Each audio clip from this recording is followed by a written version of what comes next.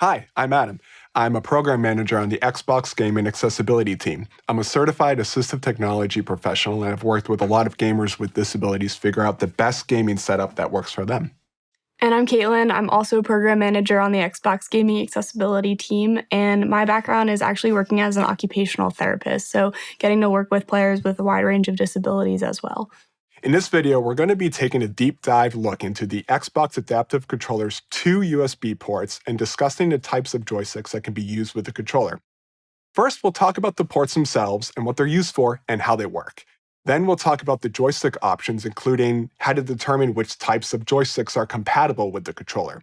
Joystick form factor options, including the wide variety of joystick shapes, sizes, and methods of activation that may best fit your needs, and where to find those joystick options on the market.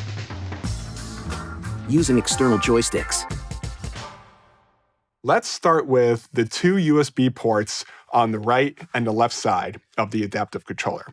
These are two USB ports that can be used to connect joysticks to, and those joysticks will function like the left and right thumbstick on a controller. When the controller is in its default mapping state, plugging a joystick into the left USB port will make that joystick act like the left thumbstick on a standard controller. And the opposite is true when you plug it into the right USB port. In that case, that joystick will act like the right thumbstick on a standard controller. So before we jump into the different kinds of joysticks that are out there, let's talk about joystick compatibility. It's important to note that not all joysticks out there are going to be compatible with the Xbox Adaptive Controller. So it's really important that you check with the source or the manufacturer that you're acquiring your joystick from first to ensure that the stick does meet the compatibility requirements before you purchase. So in order to be compatible with the adaptive controller, joysticks must use something called a HID gamepad or HID joystick protocol.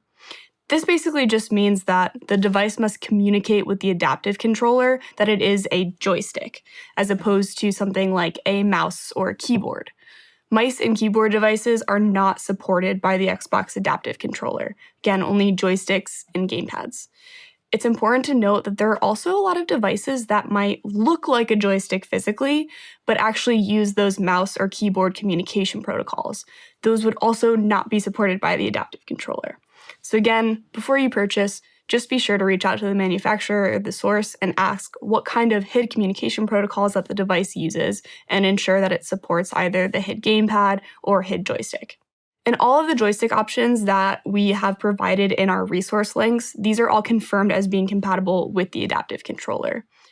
But if you do come across a new joystick that's not listed on our page and you can't reach out to the manufacturer, you can also always contact our disability answer desk with any questions on joystick compatibility. Next, let's talk about joystick options and how to assess the components of a joystick to determine what might be a good fit for you. By nature, joysticks are traditionally used to control things like character or camera movement on screen. So operating your joystick in a way that provides as much control over joystick movements as possible will be helpful. We've learned so much from our gaming and disability community regarding the unique ways that joysticks can be accessed or operated, including players who are operating joysticks with their mouth, their chin, their feet, and more. So when looking at joystick options, it's best to start by thinking about how you might be operating the joystick based on your needs or preferences. You should ask yourself questions like, what body part do you plan on operating the joystick with? It could be a hand, a foot, mouth, chin, or any body part that works best for you. Joysticks also come in a variety of sizes and strengths needed to move them around. So depending on how you plan on using your joystick, you may also want to think about what sort of movements work best for you.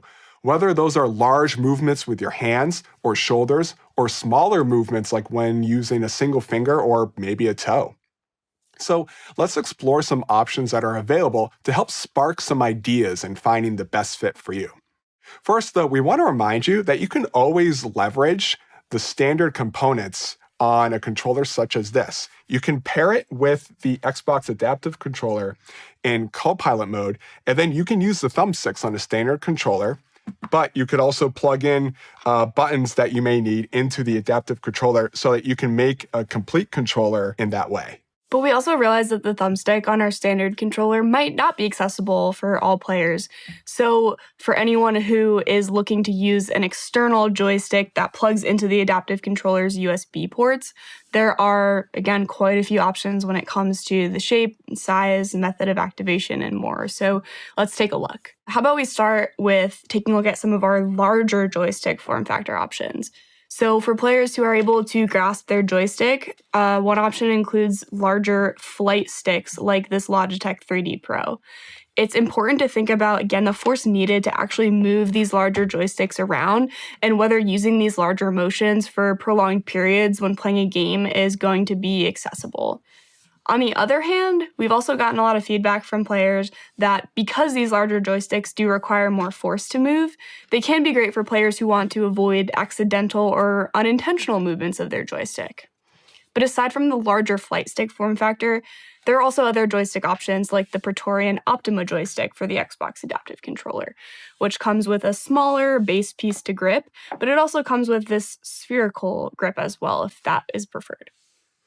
There are also some fantastic groups in the maker communities who are creating larger base joysticks with a wide array of 3D printed attachments that really allow you to customize the exact shape or size of how the controller can be grasped based on your individual needs.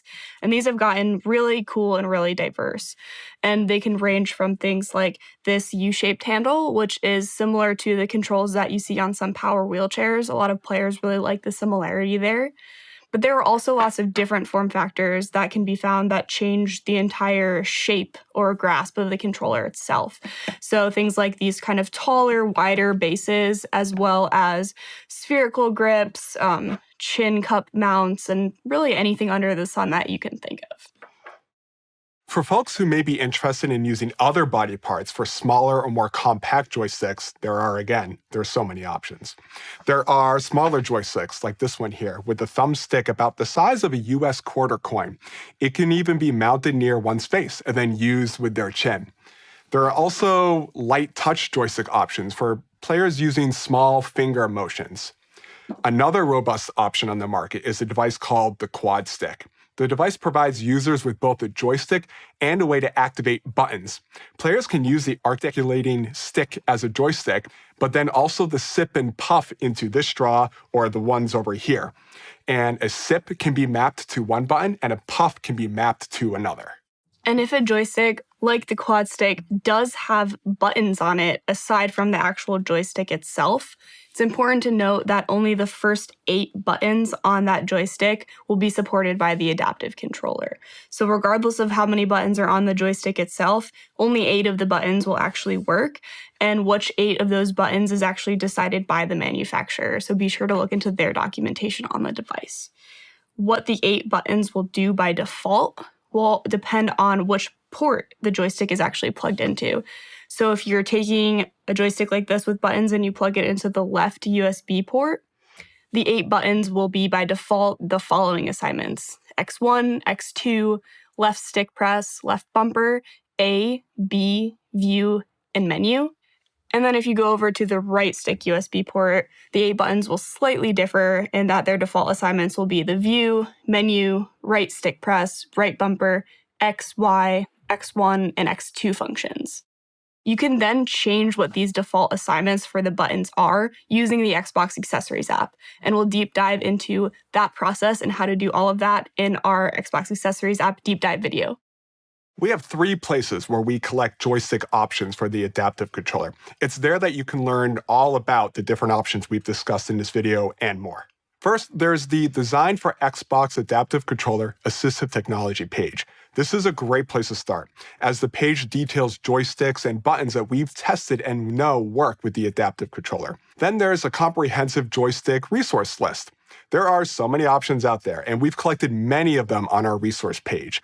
Third, there's the input spec for makers. So if you want to make your own joystick, we published the Xbox Adaptive Controller Input Device Specification. It's a document that details the technical specifications of the adaptive controller, so makers can follow those specs and make compatible input devices such as joysticks and buttons.